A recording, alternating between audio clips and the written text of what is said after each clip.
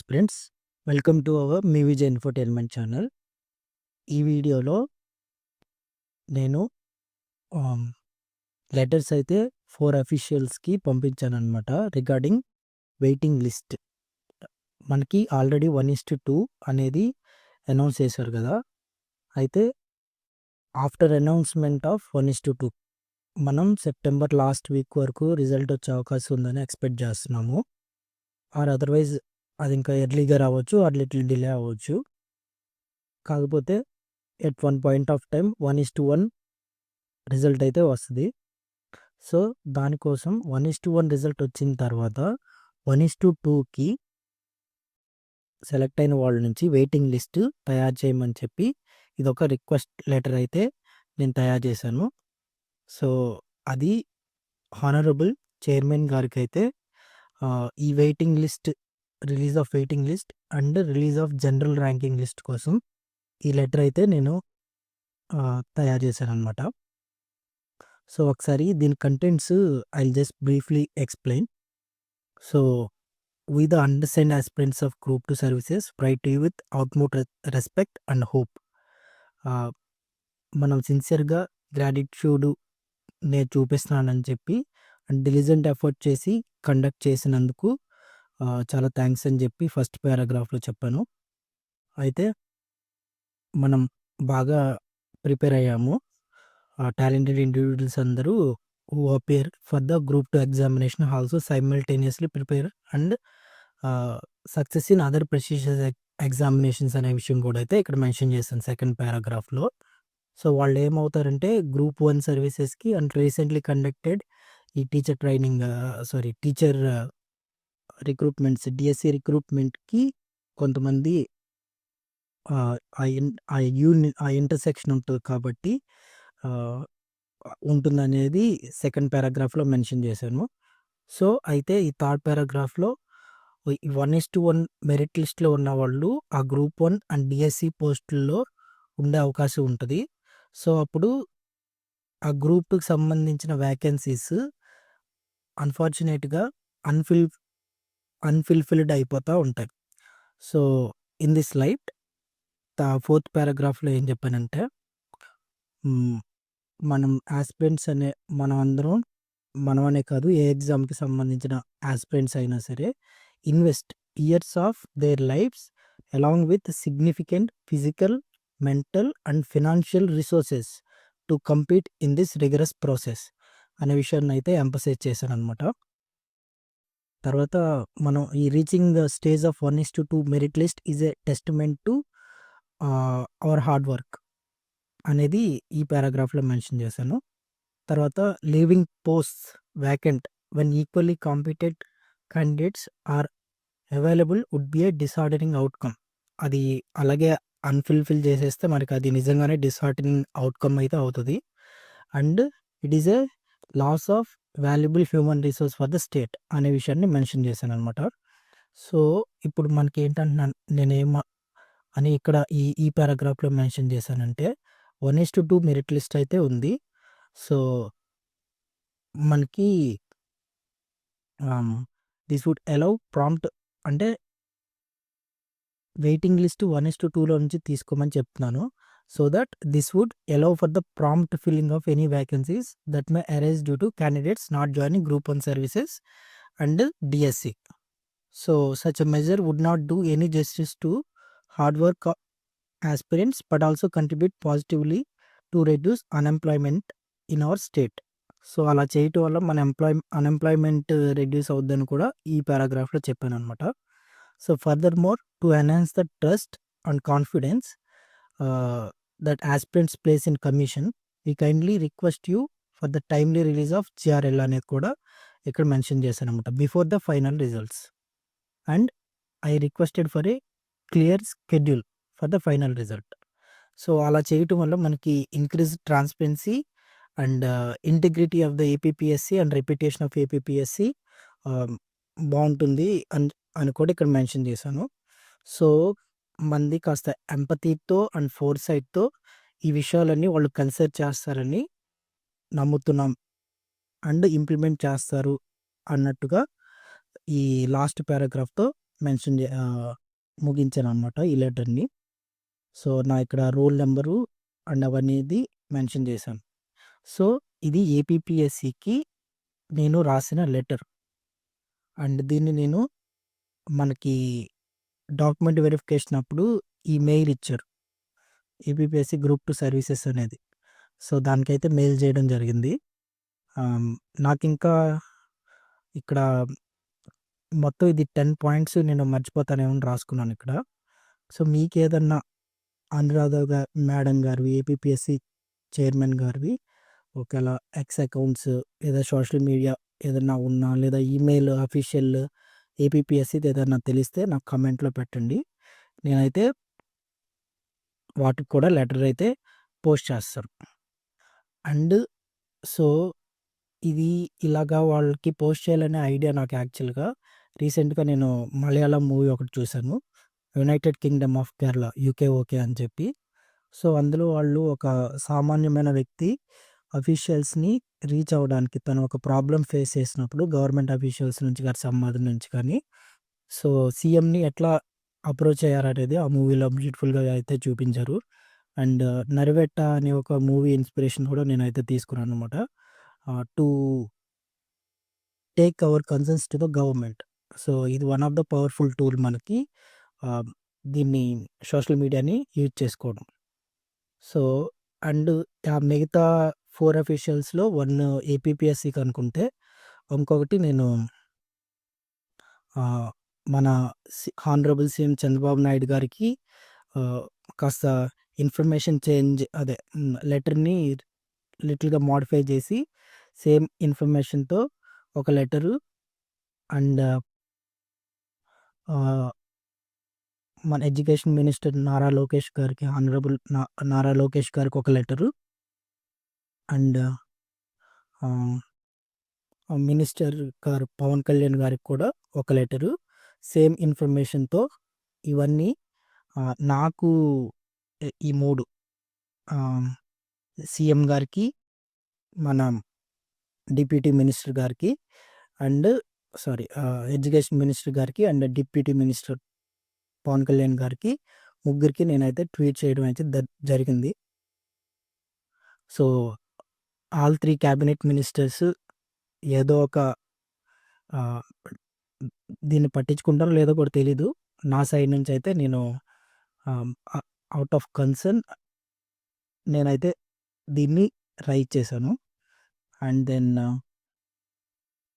So, మనకి ఈ జీఆర్ఎల్‌ని 1:1 ఆహ్, అండ్ అది అండ్ 1:2 అనేది జీఆర్ఎల్ ఈ 4 అఫీషియల్స్‌కి నేను పెట్టాలని చెప్పి కూడా ఆ లెటర్స్‌లో అయితే మెన్షన్ చేశాను. ఆ తర్వాత ఇదే లెటర్‌ని స్పీడ్ పోస్ట్‌లో ఇక్కడ మనకి మెన్షన్ చేసిన అఫీషియల్ వెబ్‌సైట్‌లో మెన్షన్ చేసిన అడ్రస్‌కైతే కూడా పంపిస్తాను. దెన్ అండ్ నేను రీసెంట్‌గా ఒక ప్రీవియస్ వీడియో ఒకటైతే చేశాను గదా! ఓకే. 1 మినిట్. ఇది. సో, ఇందులో నేను కొన్ని స్కోర్స్ అయితే చెప్పాను. ఆహ్, అందులో నేను సేఫ్ స్కోర్స్ అని నేను అనుకుంటున్నవి అయితే నేను చెప్పాను. అండ్ నా అనాలిసిస్ మీద I stand firm on that. నేనెందుకు అలా అనుకుంటున్నానంటే ఎవ్రీ 0.3 మార్క్స్‌కి అట్‌లీస్ట్ 4-5 మెంబర్స్ ఉండే అవకాశం అయితే ఉంది. మనం ప్రీవియస్‌గా చూసినప్పుడు రిక్రూట్‌మెంట్స్‌లో. సో, అలా అంటే మనం రిజల్ట్స్ వచ్చిన తర్వాత కూడా అరే! ఒక 0.3 మార్కులు పోయిందే, 1 ఆర్ 2 మార్క్స్‌లో పోయిందని గింజుకునే వాళ్ళం చాలామంది ఉంటాం. అండ్ లిస్ట్‌లో ఉన్నవాళ్ళు కూడా అరే! 0.3, 0.6, 1 అండ్ 2 మార్క్స్‌లో నా డ్రీమ్ జాబ్ పోయిందనే వాళ్ళు గింజుకునేవాళ్ళు కూడా ఉంటారు. That's the reality. సో, ఇక్కడ మనకి ఎవ్రీ 0.3 మార్క్స్‌కి 4-5 మెంబర్స్ ఆర్ 1 మార్క్‌కి 10-12-15 మెంబర్స్ ఉంటారు అని నేను అజ్యూమ్ చేసుకుంటున్నాను కాబట్టి, so, I firmly stand on this ఆహ్, సేఫ్ స్కోర్స్. అండ్ అంటే ఇది షార్ప్ అనేం గాదు. సో, ఒక ప్లస్ ఆర్ మైనస్ 2 ఆర్ 3 అటు ఇటు అయ్యే అవకాశం అయితే ఉంది. And I want to emphasise on that. అది నేను ఎందుకంటానంటే, నాకు ఒక 183 చేంజ్ నాకు 180 చేంజ్ మార్క్స్ వచ్చాయి అని అనుకుందాం. సో, లెట్ అస్ సే ఆ 183 ఎస్సీ జనరల్ మేల్ క్యాండిడేట్‌కి ఆహ్, సపోజ్ లీవ్ స్కోర్ అనుకుందాం. అప్పుడు కట్ ఆఫ్ అరౌండ్ ఒక 4-5 మార్క్స్ ఎక్కువుందనుకుందాం. లెట్ అస్ సే 3 మార్క్స్ అనుకుంటే లేదా 4 మార్క్స్ అనుకుంటే అది 186, 187లోకెళ్తది. సో, అక్కడ 186 లోపే 3 మార్క్స్ కాబట్టి 315, 45 క్యాండిడేట్స్ ఆర్ 50 క్యాండిడేట్స్ నా ముందుంటారు. సో, 186 కట్ ఆఫ్ ఉన్నప్పుడు సో, అక్కడి నుంచి అరౌండ్ ఒక 10-12 మార్క్స్ ఏసుకుంటే 196, 197 దగ్గరలోకొస్తది జనరల్ ఓసీ అనేది. సో, అక్కడికే చాలామంది ఎవ్రీ 0.3, 0.6 దగ్గర చాలామంది ఉంటారని నేను అనుకుంటున్నాను కాబట్టి అండ్ ఆ షీట్‌లో చేసిన ఒక 9-10% పీపుల్ యొక్క డాటాని నేను అంచనా ఏసుకొని అది నేను అనాలిసిస్ చేశాననమాట. సో, అందువల్ల ఈ షార్ప్ కాకుండా ప్లస్ ఆర్ మైనస్ 3 అనేదాన్ని నేనైతే తీసుకుంటున్నాననమాట. అండ్ ఇంకొక ఫన్నీ విషయం ఏంటంటే నా అనాలిసిస్‌లో నాకే జాబ్ రావట్ల. So, I won't be in the final list according to my analysis మీరు అబ్జర్వ్ చేసుకుంటే. And I'm not a coaching institute ఏదేదో చెప్పేసి దాని తర్వాత కోర్సులు అమ్మేయడానికి. నేను కూడా మీలాగే ఒక యాస్పిరేట్‌ని. I just want to mind you that అంతే. సో, నా రీజన్‌కైతే నేను అనాలిసిస్ ఎందుకలా చెప్పాననేదైతే నేను ఇచ్చుకున్నాను. అందులో ఒక ట్రూత్స్ ఒక 2 ట్రూత్స్ ఏంటంటే, ట్రూత్ ఏ నాకు నా మార్క్స్ అనేది ఒక బేస్. అదొక రియల్ డాటా అలా మాట్లాడడానికి. అండ్ సెకండ్‌దేంటంటే I met all those people who entered marks. So, అట్‌లీస్ట్ 1 ఆర్ 2 పీపుల్ నేను కలిసాను. అందులో మార్క్స్‌ని ఎంటర్ చేశానని they can vouch for me. So, ఆ అరౌండ్ 200 చేంజ్ పీపుల్ నేను మీట్ అయ్యాను. వాళ్ళు ఆ షీట్‌లో వాళ్ళు మార్క్స్ ఎంటర్ చేశారనేది నిజం. So, these are the truth that cannot be changed. మీరది బిలీవ్ చేసినా, బిలీవ్ చేయకపోయినా సరే. అండ్ అండ్ పీడీఎఫ్ అండ్ అవన్నీ నేనైతే పెట్టాలనైతే అనుకోవట్లేదు. ఎందుకంటే నేను ఆళ్ళు ఎంటర్ చేసిన షీట్ ఇక్కడ పేస్ట్ చేస్తే కొంతమందంటారు మీరు బిలీవ్ చేయరు. ఎందుకంటే అది నువ్వే ఎంటర్ చేసావంటారు. లేకపోతే నేను ఆ పీడీఎఫ్ కన్వర్ట్ చేశాను కదా డిజిటల్‌గా అది ఎంటర్ చేస్తే ఎక్సెల్ షీట్ ఇక్కడ పేస్ట్ చేస్తే ఇది నువ్వే చేసేసావు అంటారు. సో, ఆ 2 రీజన్స్ వల్ల మీరు నమ్మినా నమ్మకపోయినా సరే దోస్ ఆర్ ట్రూత్స్. ఆ 2 నిజాలే. అది నా అనాలిసిస్ మాత్రమే. అండ్ నేను కరెక్ట్ అయిపోవాలని కూడా ఏం లేదు. అది జస్ట్ మై అనాలిసిస్ మాత్రమే.